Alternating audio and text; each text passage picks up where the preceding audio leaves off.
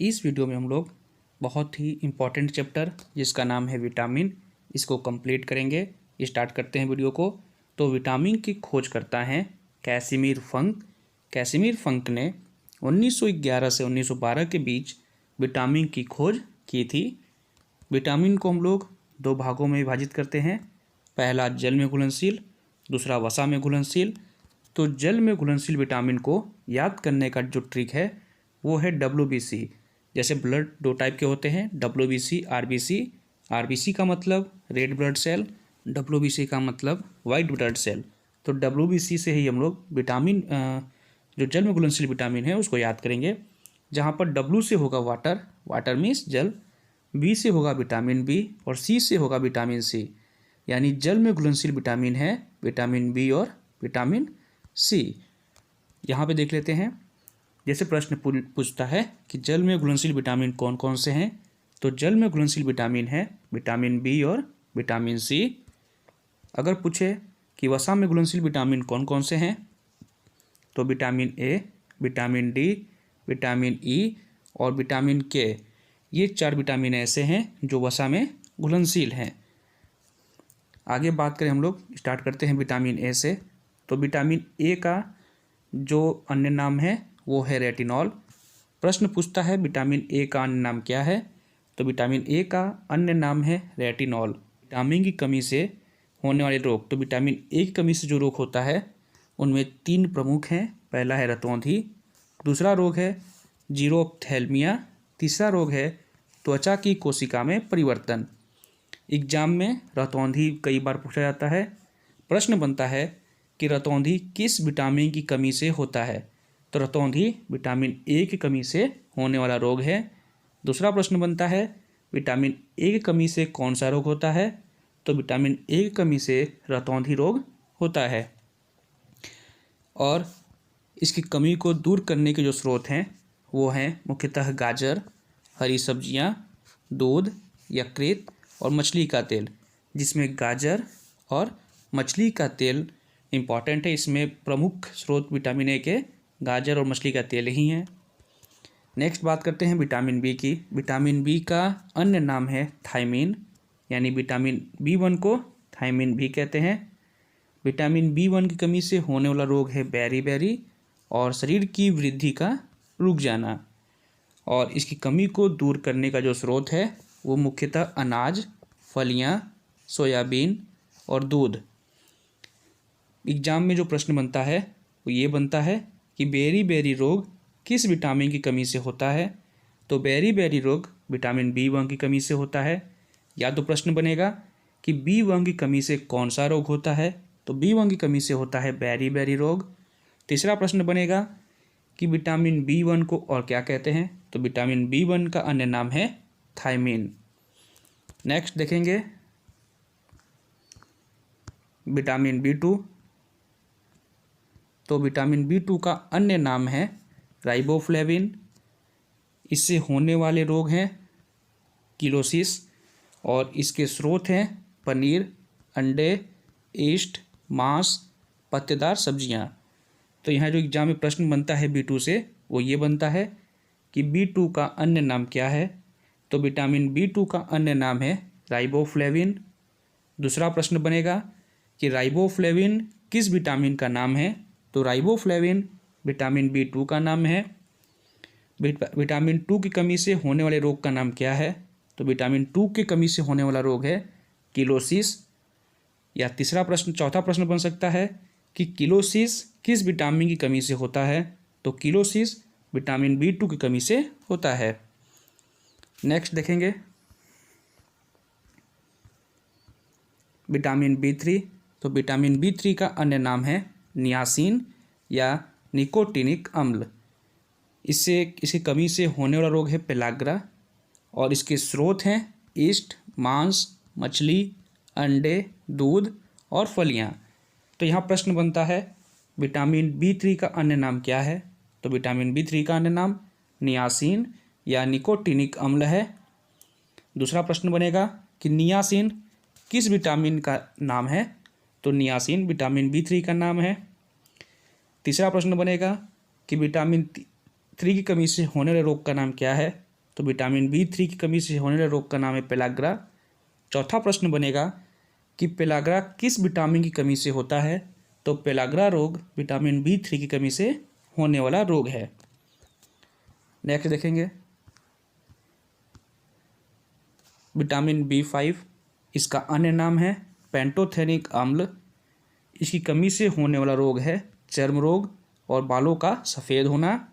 इसके स्रोत हैं अंडे, दूध, मांस व मूंगफली।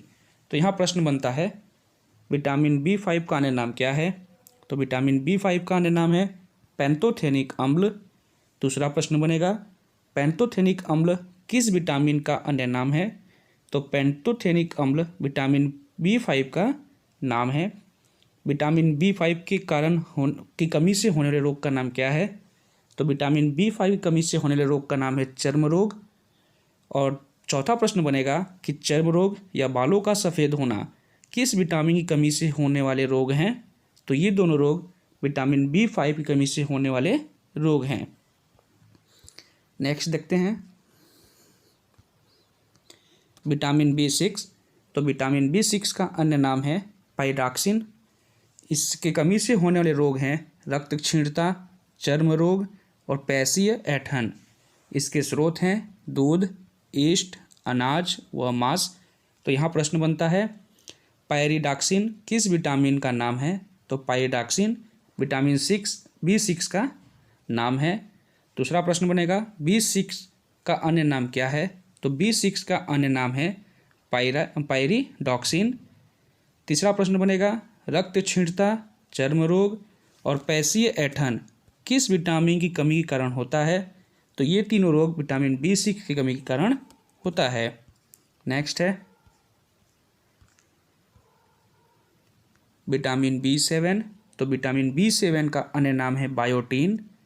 इसकी कमी से होने वाले रोग हैं चर्म रोग और बालों का झड़ना। इसके स्रोत हैं मांस, गेहूँ, अंडा, सब्जी और फल। तो यहाँ प्रश्न बनता है बायोटीन किस विटामिन का नाम है, तो बायोटीन B7 का नाम है। दूसरा प्रश्न बनेगा चर्म रोग और बालों का झड़ना किस विटामिन की कमी के कारण होता है, तो ये दोनों रोग विटामिन B7 की कमी के कारण होता है। नेक्स्ट है विटामिन B9, तो विटामिन B9 का अन्य नाम है फॉलिक अम्ल। विटामिन B9 की कमी से होने वाले रोग हैं रक्त क्षीणता और कुंठित वृद्धि। इसके स्रोत हैं हरी सब्जियां, फलियां, यीस्ट, मांस और अंडे। तो यहाँ प्रश्न बनता है विटामिन B9 का अन्य नाम क्या है, तो विटामिन B9 का अन्य नाम है फॉलिक अम्ल। दूसरा प्रश्न बनेगा रक्त क्षीणता और कुंठित वृद्धि किस विटामिन की कमी के कारण होने वाले रोग हैं, तो इसका जवाब होगा B9 की कमी से होने वाले रोग हैं। नेक्स्ट है विटामिन B12। विटामिन B12 का अन्य नाम है साइनोकोबालामिन। इसके कमी के कारण होने वाले रोग हैं घातक रक्त क्षीणता और दूसरा है तंत्रिका तंत्र में गड़बड़ी। इसके स्रोत हैं मांस, मछली, अंडे, दूध और आंत के जीवाणु। तो यहाँ प्रश्न बनता है विटामिन B12 का अन्य नाम साइनोकोबालामिन होता है। विटामिन B12 कमी से होने वाले रोग हैं घातक रक्त क्षीणता और तंत्रिका तंत्र में गड़बड़ी। नेक्स्ट है विटामिन C, तो विटामिन C का अन्य नाम है एस्कॉर्बिक अम्ल। विटामिन C की कमी से होने वाला रोग है स्कर्वी रोग और इसका स्रोत है आंवला, नींबू वंश के फल, टमाटर व सब्जियां आदि। अर्थात खट्टे फल जितने भी होते हैं उनमें विटामिन C प्रचुर मात्रा में मिलता है। विटामिन C का सबसे अच्छा स्रोत है आंवला। तो यहाँ प्रश्न बनता है विटामिन C का अन्य नाम क्या है, तो विटामिन C का अन्य नाम है एस्कॉर्बिक अम्ल। दूसरा प्रश्न बनता है स्कर्वी रोग किस विटामिन की कमी के कारण होता है, तो स्कर्वी रोग विटामिन C की कमी के कारण होता है। तीसरा प्रश्न बनता है विटामिन C का सबसे अच्छा स्रोत कौन सा है, तो विटामिन C का सबसे अच्छा स्रोत है आंवला। नेक्स्ट देखें विटामिन D, तो विटामिन डी का अन्य नाम है कैल्सीफेरॉल। इसकी कमी के कारण होने वाला रोग है सूखा रोग, जिसे कि रिकेट्स कहते हैं। और दूसरा है ऑस्टियोमेलेसिया। इसके स्रोत हैं मक्खन, मछली का तेल, अंडा, सूर्य का प्रकाश। तो यहाँ प्रश्न बनता है कैल्सीफेरॉल किस विटामिन का अन्य नाम है? तो कैल्सीफेरॉल विटामिन डी का अन्य नाम है। दूसरा प्रश्न बनता है सूखा रोग या रिकेट्स या ऑस्टियोमेलेसिया किस विटामिन की कमी के कारण होने वाले रोग हैं? तो ये तीनों रोग विटामिन डी की कमी से होने वाले रोग हैं। और तीसरा प्रश्न बनता है कि विटामिन डी प्रचुर मात्रा में, विटामिन डी का सबसे अच्छा स्रोत क्या है? तो विटामिन डी का सबसे अच्छा स्रोत है सूर्य का प्रकाश। नेक्स्ट है विटामिन ई। तो विटामिन ई का अन्य नाम है टोकोफेरॉल। इसकी कमी से होने वाले रोग हैं जनन क्षमता की कमी, जननांग तथा पेशियों की कमजोरी।